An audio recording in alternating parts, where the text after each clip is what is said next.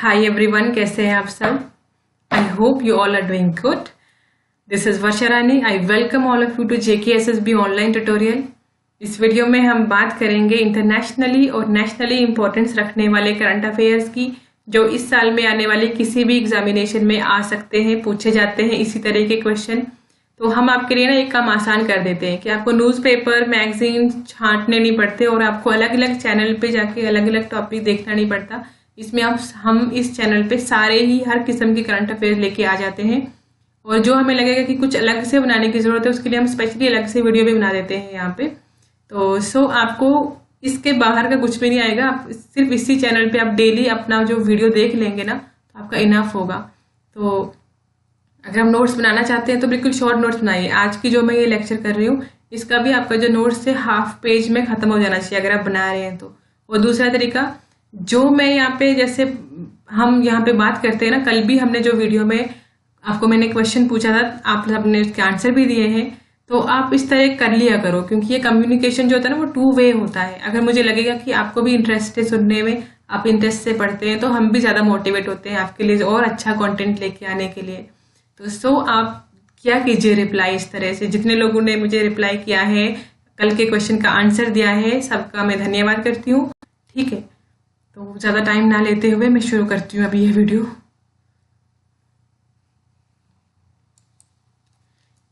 Question number 1, किस state ने 5वें टाइगर रिजर्व के लिए अपना एक ऑर्डर पास कर लिया है? Which state has pass the order for creating 5th tiger reserve? तो इसका राइट आंसर है तमिलनाडु। ध्यान रखें, ये तमिलनाडु स्टेट का पांचवा टाइगर रिजर्व है, पर इंडिया का नहीं, हमारे देश का ये 51वां टाइगर रिजर्व हो जाएगा। तो इसका नाम देख लेते हैं कि क्या नाम होगा इस टाइगर रिजर्व का। Srivilliputhur Meghamalai tiger reserve. देखो, आपको एग्जाम में इस तरह पूछा जा सकता है कि सबसे जो रिसेंटली टाइगर रिजर्व बनाया गया है तमिलनाडु में, वो उसका नाम क्या है, सीधा ऐसे पूछ लेंगे तो श्री विल्लीपुथुर मेघामलाई टाइगर रिजर्व। और ये कहाँ तक स्पैन करेगा? मेघामलाई वाइल्ड लाइफ सेंचुरी और Shri विल्लीपुथुर ग्रिजल squirrel wild life sanctuary के ऊपर से ये पूरा फैला होगा। 3 डिस्ट्रिक्ट को ये कवर कर लेगा, Theni, Virudhunagar and Madurai. Who won Wildlife Photographer of the Year? People's Choice Award. People Choice Award word use नाम याद रखना, क्योंकि जो ये वाइल्ड लाइफ फोटोग्राफी है ना, इसमें काफी सारी कैटेगरीज होती हैं, काफी सारे अवार्ड होते हैं।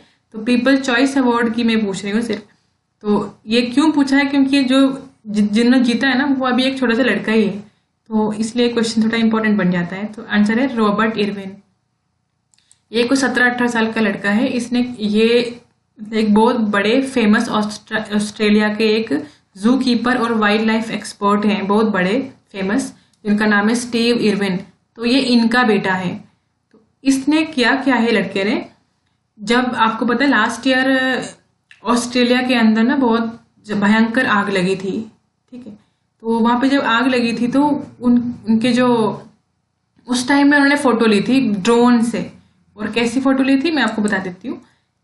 इस तरह से जब आग लगी हुई थी ना बीच में से, तो ऐसा लगा जैसे जंगल के 2 हिस्से हो चुके हैं, मतलब डिवीजन हो गई जंगल के अंदर। देखो, ये बीच में आग है और एक तरफ आधा जंगल, एक तरफ आधा। तो ये उन्होंने पिक्चर क्लिक की थी वहां से। तो ये है ये लड़का, कोई 16-17 साल का लड़का है ये सिर्फ। तो इसका नाम है रॉबर्ट इरविन। इस लड़के का नाम है रॉबर्ट इरविन। तो इन्होंने जीता है people choice award 2020 wild life photography के अंदर। So next question is, What is the theme of National Horticulture Fair 21 started on 8th Feb? National horticulture fair शुरू हुआ था 8 फरवरी को। उसकी थीम बतानी है। तो इसकी थीम है for startup and stand up India aims to increase farmers को इंक्रीज करने का इनका मकसद था। तो ये 5 दिन का हॉर्टिकल्चर फेयर होता है, 5 दिन का। और इसको किसने ऑर्गेनाइज किया था? Indian institute of horticulture research Bengaluru ने। और देखो, तो इसमें था क्या दिखाने के लिए? ये इतना बड़े मेले में, 5 दिन के मेले में उन्होंने क्या दिखाया? उन्होंने दिखाया कटिंग एज टेक्नोलॉजीज बताई, क्रॉप वैरायटीज के बारे में बात की गई, paste and disease management practices, और प्रोसेसिंग मेथड्स बताए गए, और भी बहुत सारी इस तरह की चीज़ें। तो थीम फिर एक बार रिपीट कर देते हैं। For startup and stand up India aims to increase farmers.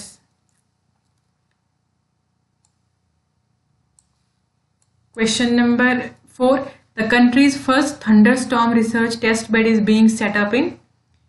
पहला जो थंडरस्टॉर्म होते हैं, जो बिजली गिरती है आसमान से, लाइटनिंग होती है, तो उस आपको पता है उससे काफ़ी ज़्यादा नुकसान हो जाता है, जहाँ पे पड़ती है वहाँ कुछ बचता नहीं है। तो थंडरस्टॉर्म, तो इसके लिए कहाँ पे रिसर्च टेस्ट बेड बनाया जा रहा है? तो आंसर इज ओडिशा। इसका ऑब्जेक्टिव यही है कि हम नुकसान को कम से कम करवा पाएं, फैटलिटीज को कम से कम करवा पाएं। तो fifth question is who inaugurated the world sustainable development summit 2021। किन्होंने इनागुरेट की थी? ये खुद ही की थी पीएम मोदी ने। तो इसका भी हम थीम देख लेते हैं पहले। इसका इस बार का थीम था redefining our common future, safe and secure environment for all. Redefining our common future, safe and secure environment for all. 20th edition था ये एनर्जी और रिसोर्सेज इंस्टीट्यूट के फ्लैगशिप इवेंट का, वर्ल्ड सस्टेनेबल डेवलपमेंट समिट। 10 से लेके 12 फरवरी के बीच में हुई थी ये। एनर्जी एंड रिसोर्सेज इंस्टीट्यूट का फ्लैगशिप इवेंट होता है ये, ठीक है। Question number 6 is who has selected. किसको सिलेक्ट किया है? किसने सिलेक्ट किया है टेक बिलियनर इलॉन मस्क की कंपनी स्पेसएक्स को अपना एक एस्ट्रोफिजिक्स मिशन लॉन्च करने के लिए?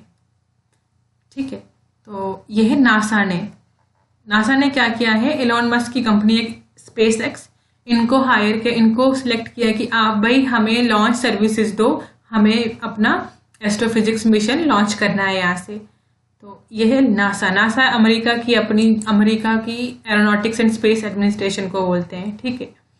तो अब ये जो मिशन नासा भेज रही है ना स्पेस के अंदर, इसका नाम स्फेयर एक्स है। स्फेयर एक्स, आप इसको स्पेस एक्स के साथ कंफ्यूज मत कीजिएगा। स्पेस एक्स जो है इलॉन मस्क की कंपनी का नाम है। इलॉन मस्क दुनिया के रिचेस्ट पर्सन रहे हैं। आज की डेट में ये सेकंड रिचेस्ट पर्सन चल रहे हैं मेरे हिसाब से, या सेकंड या थर्ड ऐसे ही होंगे, ठीक है। तो स्पेस एक्स जो है इलॉन मस्क की कंपनी है, और स्फेयर एक्स वो मिशन है नासा जो यूनिवर्स में भेजना चाहती है, ठीक है। तो स्फेयर एक्स को एक्सपेंड करके देखते हैं कि इसका मतलब क्या है। इसका मतलब है spectrophotometer for history of universe, epoch of reionization and ice explorer. Okay, तो नासा का मानना है कि ये जो इंफ्रारेड लाइट होती है ना, ये बेशक इंसान देख नहीं सकता, लेकिन ये हमें काफी सारे यूनिवर्सल क्वेश्चंस के आंसर दे सकती है। तो देखते हैं कितने आंसर हमें मिलते हैं यहाँ से। Hope for the best. आपको यहाँ पे क्या करना है, देखो नासा की डेफिनेशन यहाँ लिखी है, national aeronautics and space administration. तो आपको इसके हेडक्वार्टर्स बताने हैं। ऑब्वियसली यूएसए के अंदर है, पर आपने इसका हेडक्वार्टर कमेंट बॉक्स में मुझे बताना है, और ये कब बनी थी, डेट भी इसके साथ बता देनी है, ठीक है। सिर्फ इतना सा आपको होमवर्क दे रहे हैं। अगर आप नहीं बताते हैं तो अगले वीडियो में हम बता देंगे, कोई इश्यू नहीं है। Question number 7, who has been elected as new director general of international solar alliance. International solar alliance का न्यू डायरेक्टर जनरल किसको बनाया गया है? आंसर है डॉक्टर अजय माथुर। देखो ये जो इंटरनेशनल सोलर अलायंस था ना, ये 2015 में बनाया गया था, और तब से इसके जो डायरेक्टर जनरल थे वो उपेंद्र त्रिपाठी थे, और अब अजय माथुर हो गए।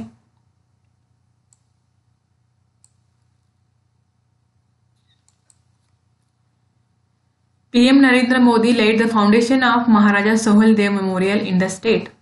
किस स्टेट में इन्होंने सोहेलदेव मेमोरियल की फाउंडेशन डाली है? Right answer is Uttar Pradesh. Uttar Pradesh में बहराइच एक जगह का नाम है, बहराइच। तो ये यहाँ के राजा थे। तो ये क्यों फेमस है? क्योंकि इनके टाइम में बहुत ज़्यादा इन्वेजन्स होते थे इस एरिया में। आपको पता है नॉर्थ इंडिया मतलब बहुत ज़्यादा इन्वेजन्स हुए हैं बाहर के लोगों के। तो यहाँ के लोगों का बताना है कि इन्होंने बहुत बहादुरी से लड़ा था। बहुत सारे और भी छोटे छोटे राजाओं को इकट्ठे करके इन्होंने अच्छे से फाइट करी थी, और महमूद ऑफ गजनी को उनकी तरफ से जो आर्मी आई थी लड़ने के लिए, उनको उन्होंने हरा दिया था। तो ये इनकी एक पिक्चर ली है मैंने मतलब क्लिक नहीं करी है, मैंने गूगल से ली है। Okay, question number 9। Indian navy will commission it's third scorpion submarine by what name? किस नाम से ये थर्ड स्कॉर्पियन सबमरीन ले रहे हैं मार्च में? आंसर इज INS करंज।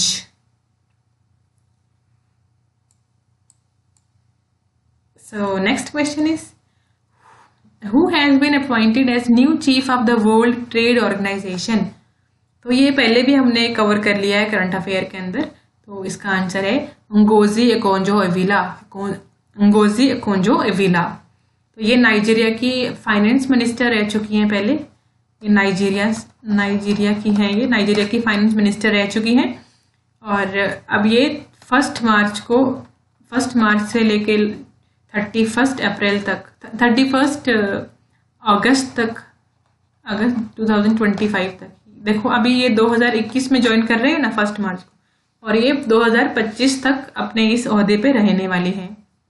और ये पहली फीमेल हैं जो वर्ल्ड ट्रेड ऑर्गेनाइजेशन की चीफ बनने जा रही हैं। तो इस तरह के क्वेश्चन बहुत ही इंपॉर्टेंट हो जाते हैं। एक तो अपॉइंटमेंट हुई है चीफ के लिए, और दूसरा वो एक महिला है।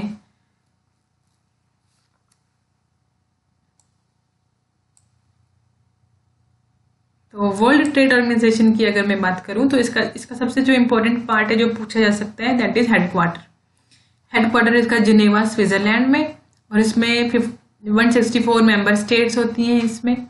तो इसका काम, मेन चीज की बनी क्यों थी? देखो ये बनी थी 1995 में, लेकिन क्यों बनी थी?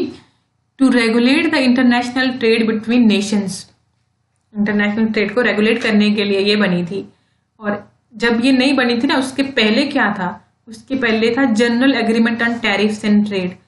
इसको रिप्लेस करके 1995 में वर्ल्ड ट्रेड ऑर्गेनाइजेशन बना है। तो आपको फिर से इसका एक चीज याद रखनी है कि ये क्यों बना था।